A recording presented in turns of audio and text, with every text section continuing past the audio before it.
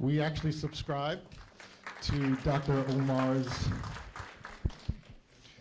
his theory. YouthAlert does. That's why he's on our advisory board. We cover all aspects of youth, not just one single thing. As Dr. Omar said, as we like to say, we protect the whole youth and nothing but the youth, whether it's accidents, suicide, violence, or neglect. And to point, mental health is definitely an issue. Our organization has done some research on violence and mental health, and what we have found is that violence in America costs about $500 billion. Mental health, $247 billion. Drug abuse, $197 billion. But the mental health caused by violence is greater than the violence caused by people with mental health problems. So by reducing violence by a large amount, we believe we will also be reducing the mental health problems in America. But we are not the experts, but fortunately we do have an expert here on mental health. National Association of, NAMI, National American, why don't you come up here and stay? Mr. Gray. How was that for an introduction? The National Alliance on Mental Illness. That's what I said, National Alliance on Mental Illness. Did you just change the name? I'm just kidding. Just now. All right. Thank you. Yeah. Hey, so my name is Michael Gray. I'm the Executive Director of the Louisville chapter of the National Alliance on Mental Illness. Can everybody hear okay? Yes. Okay. Yeah, and as you know, Doug just said, there really is more mental health issues caused by violence than violence caused by mental health diagnoses, particularly mental illness.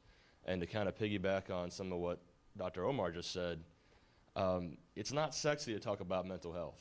Legislators, members of the public, and aside from mental health professionals, a lot of the medical community don't want to talk about it, especially not publicly. They don't want to talk about the most uncomfortable parts of it, like long-term treatment, like relapses, psychotic breaks, and the tiny bit of violence caused by it compared to the overall violence in our country. But, you know, we're being forced to talk about it at NAMI and anyone in mental health in the last few years because of a lot of really tragic events, a lot of mass shootings and other really public forms of mass violence that some parts of the mainstream media, certainly social media, and the public at large keeps jumping straight to mental illness. They keep assuming that mental illness is causing these things. And you know, after I think it was right after that Virginia Tech shooting, where that young man killed 30-something people, the U.S. Surgeon General had to, at the behest of a lot of media requests, had to issue a report and reassure everyone that there's a very, very, very small percentage of people with severe mental illness that ever commit any acts of violence against other people.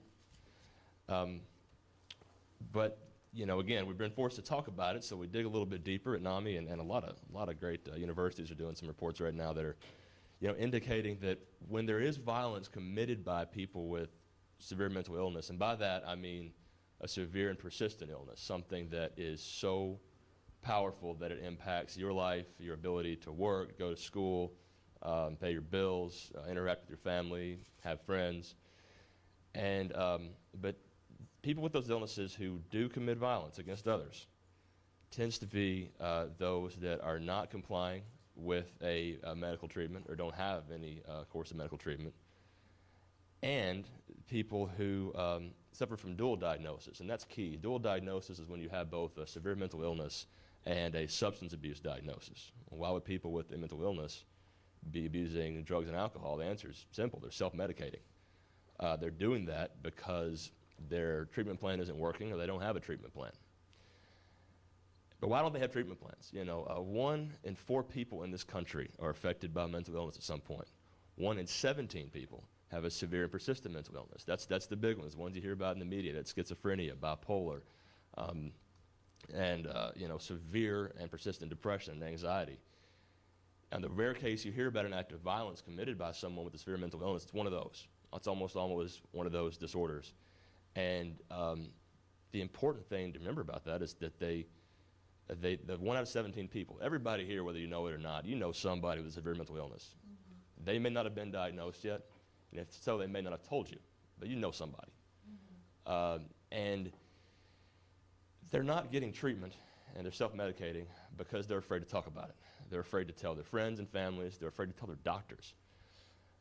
And one of the dumbest things you can do as an individual with a physical illness, a physical pain, a nagging issue, is not tell your doctor, is not tell people who care about you.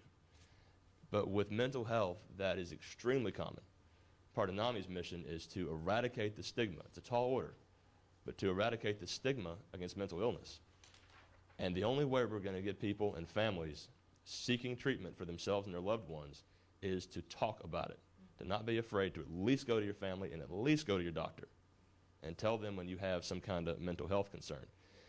And if we can do that, then there will be less self-medication, less full diagnoses, and less of these, they're few in number, but they can be severe acts of violence committed by people who are suffering from mental illness and, again, self-medicating.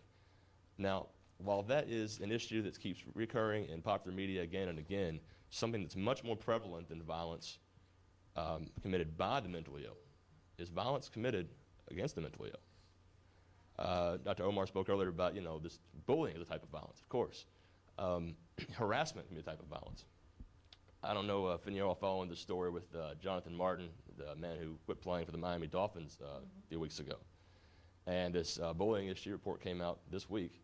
The two of his teammates were, in fact, had this persistent pattern of harassment and what would absolutely, constitute bullying and illegal harassment in any other workplace in this country. And the teammate, Incognito, who's apparently was harassing this guy, tweeted last week publicly, just for everyone to see, that the man he's been accused of bullying was contemplating suicide last year. And that is way too common. Victims of bullying and harassment suffer from some sort of mental health related issue. Jonathan Martin's case, hadn't told anybody. We see it in schools. 5 million kids in this country suffer from severe and persistent mental illness.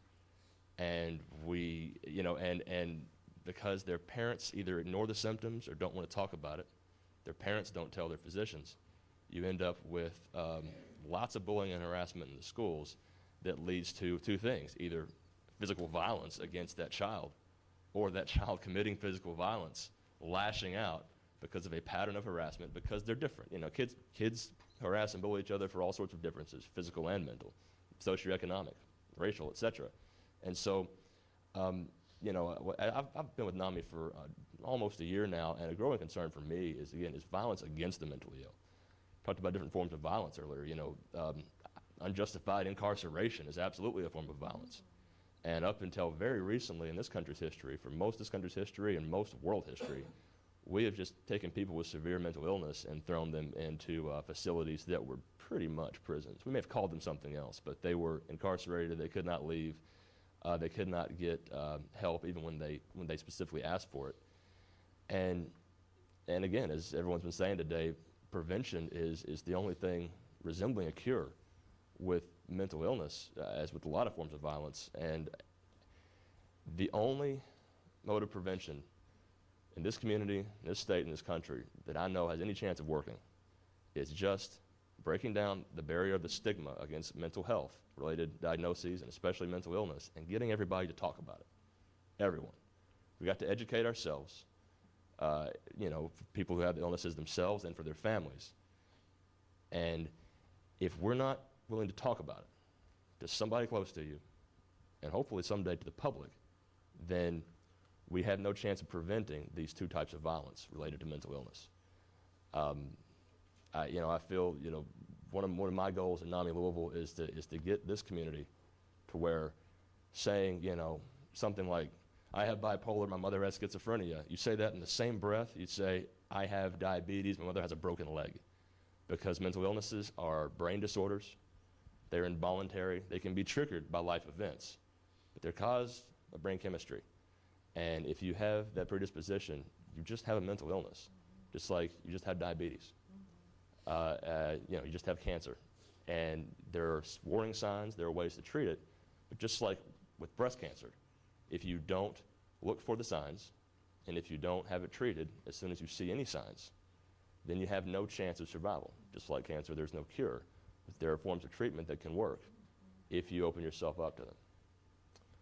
And that's, I could open up to any questions, or Doug? No, I think you brought the room down enough. Yeah. Glad it wasn't Valentine's Day. Oh my gosh. I have a question. I read that 1 out of 10 youth are depressed. Does that mean there's an army of youth in America walking around depressed? If they're depressed, they're not walking around that much. but absolutely, and I'd say if anything, it's more than that. I see a lot of inconsistent data on that, because the only way we know if the youth are depressed is if they speak up and seek help. And there's a lot of undiagnosed depression. Dr. Omar would know a lot more about this than I would. There is, if you look at the YRBS data, it's actually 26 to 28% of our kids have depression or close to it. That's one in 4, 1 in 3. Most 26 to 28%. most undiagnosed? Right, mostly undiagnosed because nobody does prophylaxis, prevention. But the comment I wanted to say is, with all the good work that you guys are doing, until everybody in the community wakes up and start talking to their legislatures and insurance companies, it is impossible to provide mental health when your copay for doctor visit is $10, but for the counselor is $60. That's not going to work. And if you are a Medicaid patient, then you have to go twice. You can't see the physician and the counselor in the same visit, otherwise they will get paid. So until there's equal attention to that, mental health is part of the whole health, period, and the copay should be the same, the number of visits should be the same, no restrictions, none of this stuff. We're not going to get anywhere. So I think that's a significant part of the advocacy should be focused on, and people should start fighting what's good for them. Like Obamacare, for example, provides for eliminating those things. There shouldn't be discrimination against mental health. Like it or not, it's a good thing. So if it's a good thing, that part we should focus on it. And I think that is really the biggest obstacle right now is that you have 6 visits for mental health. Why? I mean, like you said, if you have diabetes, you're not making enough insulin. And if you have depression, you're not making enough serotonin. There's no difference, not your fault. So you should be able to get the same amount of treatment regardless of what's supposed to be. Is the system stacked against mental health patients? Yes. I mean, quite frankly, yes. And the reason is because of a lack of parity. You just hit on that, lack of parity between mental health and physical health treatment. And you're absolutely right. We have to make sure that there are some provisions, a lot of provisions in the Affordable Care Act, to eliminate a lot of those obstacles and bring us closer to nationwide parity. Kentucky just passed a parity law, and what I mean by that is, again, having having patients treated for mental health diagnoses the same way they are for physical diagnoses, with the same types of process, just different doctors, different staff. And we're a long way from there. We're a long way from getting there, yet NAMI does, and there's a lot of groups here in Kentucky and a lot more in Washington that are striving to eliminate those barriers. But you hit on a really good point. We're having to see all these different types of specialists and have a different copay for each visit. If you are below the poverty line, you cannot comply with a thorough with a thorough treatment plan for mental illness. You can't really financially do it. You can be treated a bit, but it's, again, if you have diabetes, you want to be treated a little bit. You want to do 40% of your doctor's treatment plan, and that's what a lot of people with mental health diagnoses are facing right now. And yeah, I encourage everybody to just, the more we talk about it, the more we stop being afraid to talk about these type of diagnoses openly, then the more willing our legislators will be to act on it, the more willing the media will be to approach it as the same, in the same light as physical illnesses. And I was in Frankfurt last week, and some of the legislators are very open to talking to us about the differences in mental and physical health, and what state government can do to tear down those barriers. Some of them are visibly uncomfortable talking. And I understand, you know, that you said it's not sexy to talk about. They don't want anywhere near their campaigns. They don't want it near any of their little sound bites in the media. And I understand they have a job to do, and part of that job is staying in office. But if we all start talking about this more openly, then they'll be willing to as well. But I couldn't agree more. The differences in the system it is stacked against, compared to physical illnesses. It's absolutely stacked against mental health. Do you have any questions? I got one more. It's going to be a short one. One of our last panels had some family court judges on there and restorative justice, like we're going to hear right after lunch, and they said something. 99% of the cases in juvenile court either have, the youths have either a drug problem or a mental health problem. 99%. Would you agree with that? I don't know that study specifically. It wouldn't surprise me. No, any high percentage would not surprise me. And I would encourage, you know, the juvenile justice system to look at the ones that they have no diagnosed mental health problem, but a drug addiction or some kind of drug abuse problem. Just try to see if those kids need help with mental health as well, because a lot of them are probably self-medicating. Great. Thank you so much for coming. I appreciate it.